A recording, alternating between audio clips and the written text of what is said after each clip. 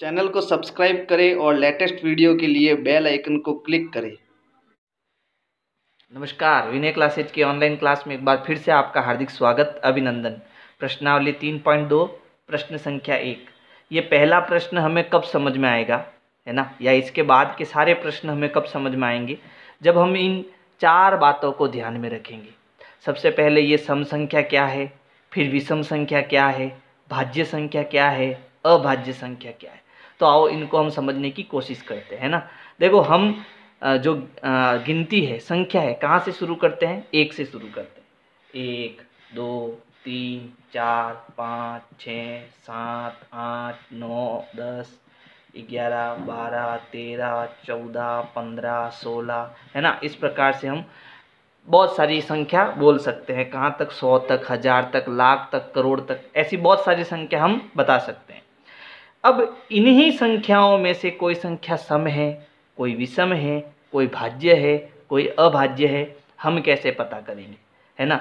तो देखो, सम संख्या कौन सी होगी? इनमें से सम संख्या कौन सी होगी?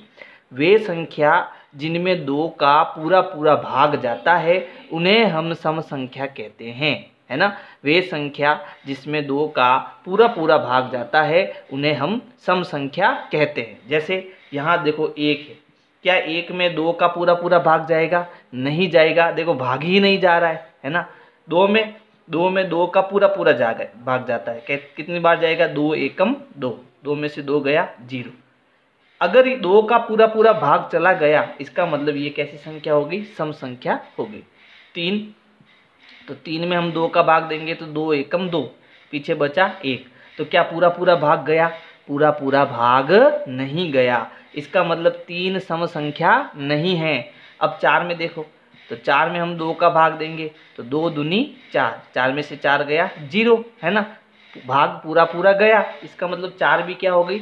सम संख्या हो गई, है ना। तो ऐसी संख्या जिनमें 2 का पूरा पूरा भाग जाता है उसे हम सम संख्या कहते हैं। और विषम संख्या क्या होगी? वे संख्या जिसमें 2 का पूरा पूरा भाग नहीं जाता है उसे हम क्या कहेंगे? विषम संख्या। इसका मतलब 1 में 2 का भाग जा ही नहीं रहा है तो ये विषम संख्या हो गई। 3 में भी 2 का भाग पूरा पूरा नहीं गया क्योंकि शेषफल 1 बच गया, है ना। तो ये भी क्या हो गई? विषम संख्या हो गई, है ना। तो इसमें से कुछ सम है और कुछ विषम है। हम बिना भाग दिए कैसे पता करें कि कौन सी सम है, कौन सी विषम है? तो इसका एक शॉर्ट ट्रिक है। कैसे? देखो, कि अगर किसी संख्या के पीछे किसी संख्या का इकाई अंक, यानी सबसे लास्ट वाला अंक, इकाई अंक, अगर 0 2 4 6 8 ये आपको दिखाई देता है, पीछे वाला अंक, तो वो संख्या क्या होगी? सम संख्या, है ना। तो वो क्या होगी? सम संख्या। और किसी संख्या का इकाई अंक, पीछे वाला अंक, अगर 1 3 5 7 9 ये आपको दिखाई देता है तो वो क्या होगी? विषम संख्या। अब वो चाहे संख्या कितनी ही बड़ी क्यों ना हो, जैसे मैंने आपको कहा 3 4 6 8 5, बताओ ये सम संख्या है या विषम संख्या? तो आपको यहाँ 2 का भाग देकर पूरा करने की ज़रूरत नहीं। आप क्या करोगे? इसका जो पीछे वाला अंक है, ये लास्ट वाला अंक कितना है? 5। अब 5 में 2 का भाग नहीं जाता है ना। 5 2 के पहाड़े में नहीं आता है। इसका मतलब ये क्या हो गई? ये एक विषम संख्या हो गई, क्योंकि इस संख्या के पीछे क्या आया? 5 आया। तो जिस संख्या का इकाई अंक या पीछे वाला अंक 1 3 5 7 9 हो तो वो तो आपका विषम संख्या हो जाएगी। और जिस संख्या का पीछे वाला अंक 0 2 4 6 8 हो वो आपकी क्या हो जाएगी? सम संख्या हो जाएगी। जैसे हम 2-3 उदाहरण लेते हैं। जैसे मैंने कहा 432, 475, 489 और 487, है ना। तो बताओ इसमें से कौन सी सम है और कौन सी विषम है? तो देखो, इसके पीछे कितना आया? 2, तो ये हो गई आपके सम। इसके पीछे 5 आया तो ये हो गई विषम। इसके पीछे 9 आया तो ये भी हो गई विषम। इसके पीछे 7 आया तो ये भी हो गया विषम, है ना। तो इस प्रकार से हम सम और विषम संख्याओं की पहचान कर सकते हैं, है ना। तो ये हो गया सम और विषम संख्या। अब हमें पता करना है कि कौन सी संख्या भाज्य है और कौन सी संख्या अभाज्य है। तो देखो, ये समझना आपके लिए बहुत ही ज़रूरी है कि भाज्य संख्या क्या होती है और अभाज्य संख्या क्या होती है ना। तो देखो, सबसे पहले भाज्य संख्या क्या होती है? जैसे इनमें से मैंने कोई भी एक संख्या उठाई, जैसे मैंने संख्या उठाई 8, ठीक है, तो 8 के गुणनखंड क्या क्या होंगे, यानी 8 किस किस के पहाड़े में आता है, तो 8 आता है 1 के पहाड़े में, क्योंकि 1 का पहाड़ा क्या है, 1 2 3 4 5 6 7 8 है ना।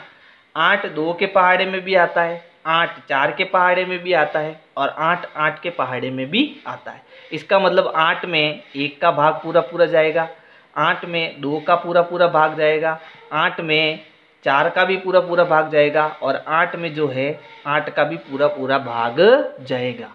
तो इसके कुल कितने गुणनखंड हुए, तो इसके कुल गुणनखंड 1 2 3 और 4 है ना।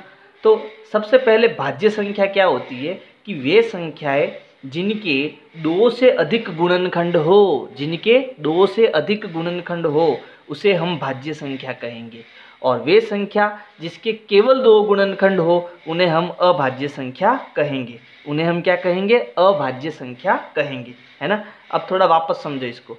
कहने का मतलब है कि वे संख्या जिसमें स्वयं का भाग जाए, जिसमें किसका भाग जाए, स्वयं का भाग जाए, और 1 का भाग जाए, और किसका भाग जाए, 1 का भाग जाए, इसके अलावा किसी अन्य संख्या का भी क्या जाए, भाग जाए, किसी अन्य संख्या का भी क्या जाए, भाग जाए, है ना।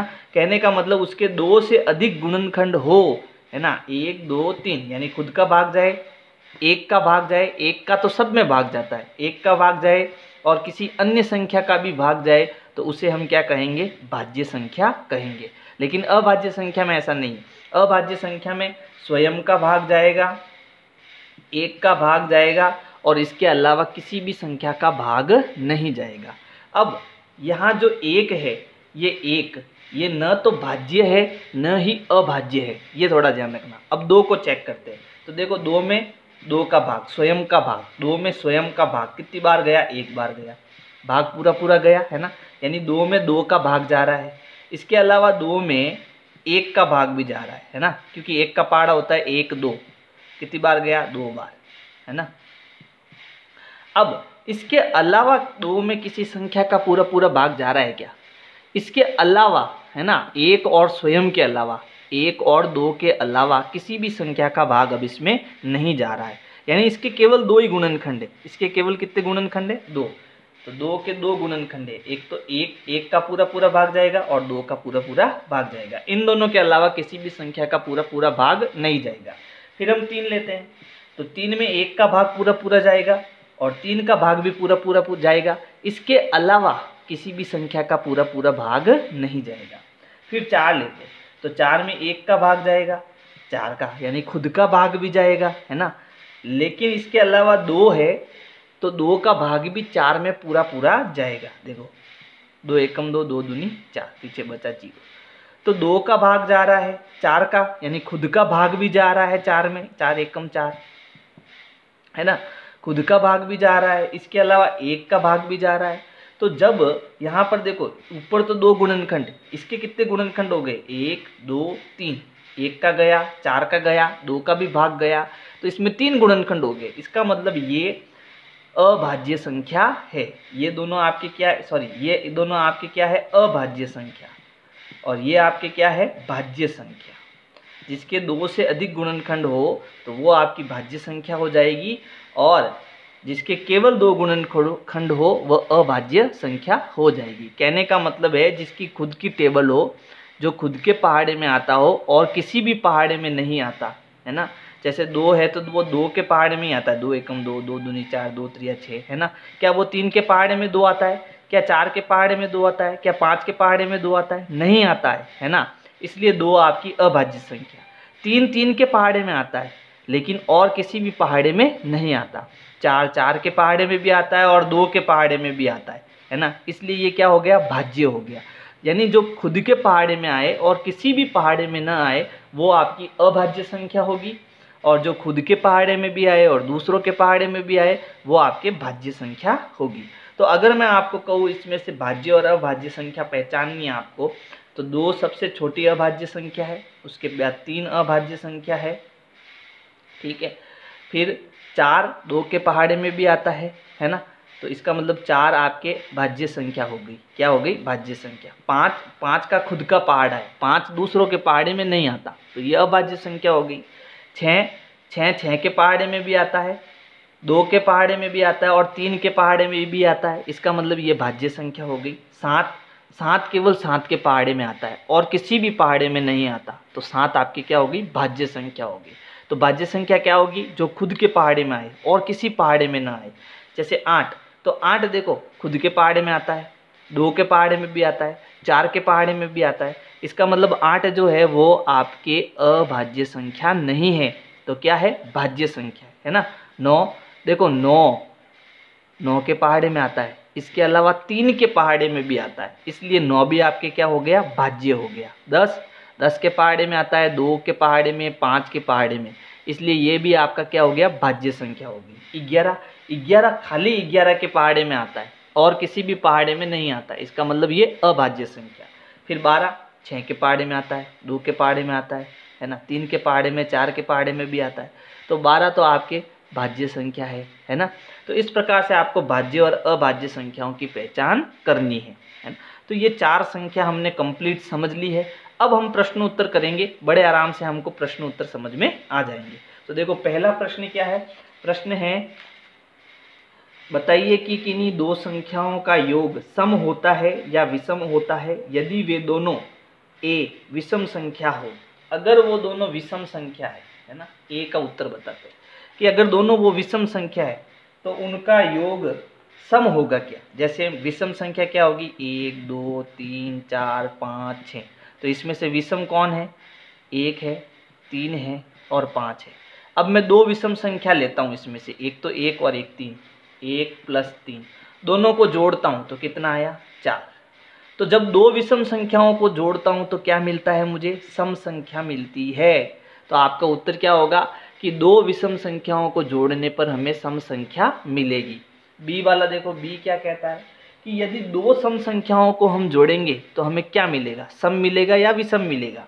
तो अब 2 सम संख्या लो, तो सम संख्या क्या है? 2 है और दूसरी सम संख्या 4 है। चलो 6 ले लेता हूँ, 6 ले लो, दोनों को जोड़ो, कितना आया? 8। तो 8 भी क्या है? सम है।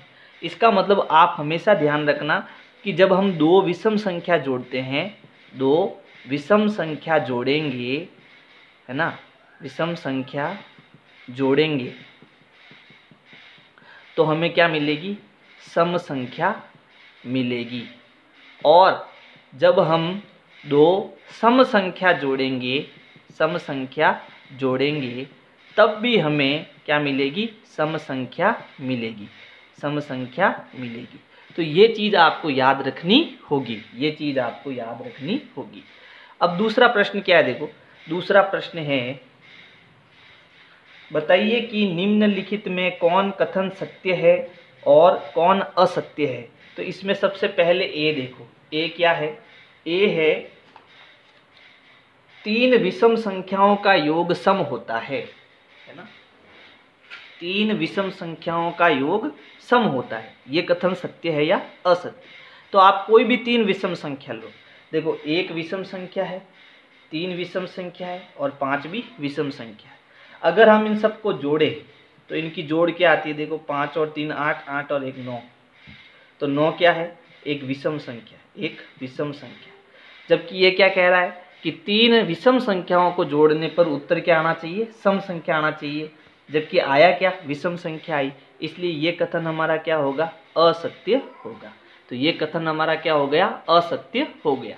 अब बी देखो, बी वाला, बी कह रहा है 2 विषम संख्याओं और एक सम संख्या को जोड़ने पर या योग करने पर सम संख्या आती है। 2 विषम संख्या और एक सम संख्या। तो चलो हम 2 विषम संख्या लेते हैं, मैंने 1 विषम संख्या ली और 3 विषम संख्या ली। अब एक सम संख्या लेता हूँ, मान लो मैंने 2 ले ली, ठीक है। तो इनको जोड़ने पर क्या आता है? देखो तो 3 और 1 4, 4 और 2 6, क्या आई? सम संख्या आई। क्या आई? सम संख्या आई। इसका मतलब ये कथन हमारा क्या हो जाएगा? ये कथन हमारा सत्य हो जाएगा। ये कथन क्या हो जाएगा? सत्य हो जाएगा। क्यों? क्योंकि 2 विषम संख्या और एक सम संख्या को जोड़ने पर हमें क्या मिल रही है? सम संख्या मिल रही है। और हमारा कथन क्या है कि 2 विषम संख्या और सम संख्या को जोड़ने पर हमें सम मिलेगा क्या? तो वास्तव में हमें सम ही मिल रहा है। इसका मतलब ये कथन क्या हो गया? सत्य हो गया। ये कथन क्या हो गया? सत्य हो गया। सी देखो, सी क्या है? सी है तीन विषम संख्याओं का गुणनफल विषम संख्या होता है। तीन विषम संख्याओं का गुणनफल विषम संख्या होता है। तो मैं तीन संख्या ले रहा हूँ, विषम संख्या है ना, 1, 3 और 5। ये मैंने तीन विषम संख्या ली, मैंने तीनों को गुणा कराया, तो 3 एकम 3 और 5 त्रिया 15। तो आप बताओ ये पीछे कितना आ रहा है, 5। और जब 5 आता है तो वो क्या होती है, विषम संख्या होती है ना। तो इसका मतलब